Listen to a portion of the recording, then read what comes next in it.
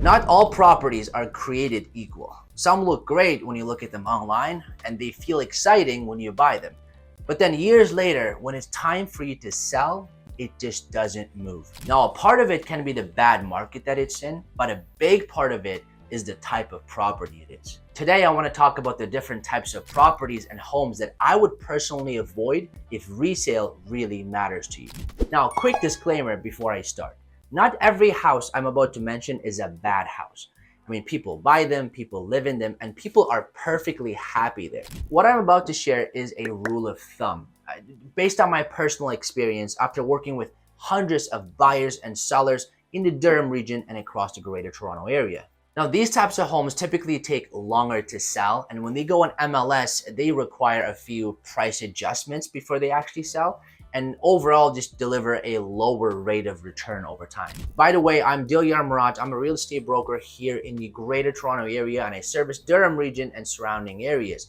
If you want to talk to me about your real estate plans, feel free to book a call through the first link in my bio. Let's get started. Now, type of homes that I would avoid, starting with number one, houses on busy roads. Now, houses on busy roads tend to have more traffic, and buyers will notice that right away. Now, some people are fine with it, but overall, the buyer pool for houses on main roads are smaller. Now, sure, the house might have really nice finishes, and it shows really well online, maybe it shows really well in person, but it doesn't change the fact that it is on a main street. The backyard is not going to be as quiet as you like them to be, and there's going to be cars coming in and out all the time. And depending on the time of the day, it's going to be really difficult to park in your own driveway due to traffic, especially during rush hours. And for those reasons, this type of home typically sits on the market a lot longer than its peers, and it is a little harder to sell them, especially when the market is down like it is right now. Now, the second type of properties that I would avoid are the ones that back into busy plazas or warehouses.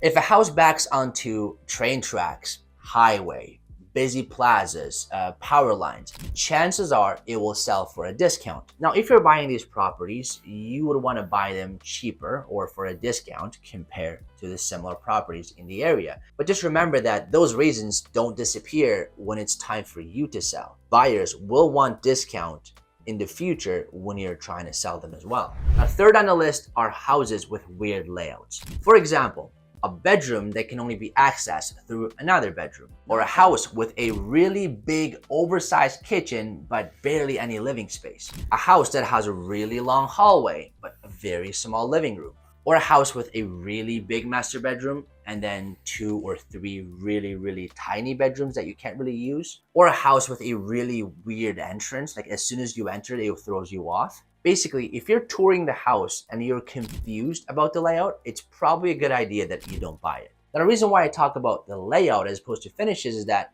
it's so much easier to repaint your home or change light fixtures or put in new floors in the kitchen as opposed to redesigning an entire house with a different layout. Another home that I would avoid buying is a 2-bedroom house.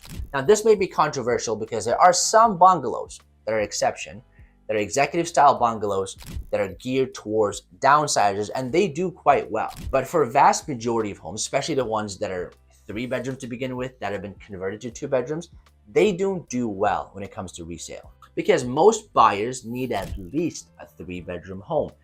A lot of people work from home these days, people have kids and pets, they need that extra space. I'm not saying they don't sell, it's just that they're gonna take a long time to sell because it only has 2 bedrooms as opposed to 3 or 4. Now, especially if it's a 2-bedroom home in a family-oriented neighborhood, then chances are, families don't really pick them just for those reasons. Now, it might have the same square footage as a 3-bedroom home, but the fact that it only has 2 bedrooms is what's going to throw people off. Now, the fifth on the list that I wouldn't buy are homes that are over customized. You know what I'm talking about. Sellers have spent hundreds of thousands of dollars on extensive landscaping. It's got bold finishes, accent walls everywhere, a lot of built-in appliances, right? Built-in coffee machines, stoves, dishwashers, you name it. A lot of the built-in design for a very specific taste. Now, some people might see them as character, but some are gonna look at that and think to themselves, oh my God, I'm gonna pay all this money to get in here and I'm gonna rip this apart and redo it again. So for that reason, I would avoid anything that has been overly customized. So unless it's exactly the home that you want, I would avoid these because number one, you're probably going to be paying a premium, or at least the sellers will be asking for a premium just for you to buy them.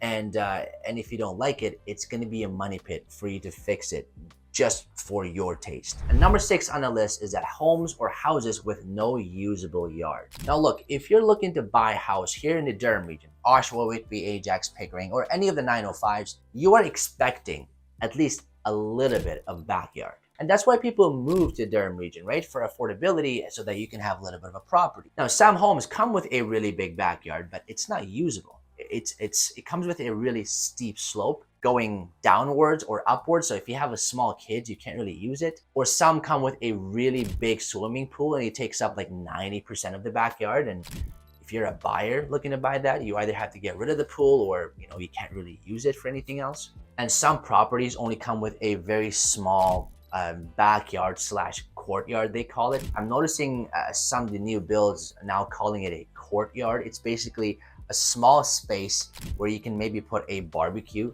to do something, but it doesn't have a gate. It's not really private, and it's not ideal for families, and especially if you want to enjoy outdoor space. Now, I'm not saying everybody cares about outdoor space. Maybe you don't, but the general consensus from buyers after working with many of them is that they do want at least a little bit of an outdoor space. It will be nice, maybe for your pets, maybe for your kids, or maybe just for you to enjoy. Now, look, I'm not saying you should avoid these homes at all costs. My goal is to simply help you understand the trade-off.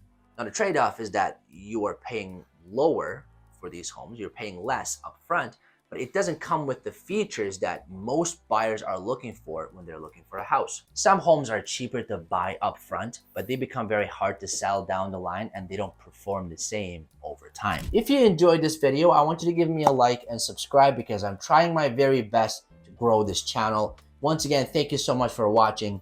Until next time.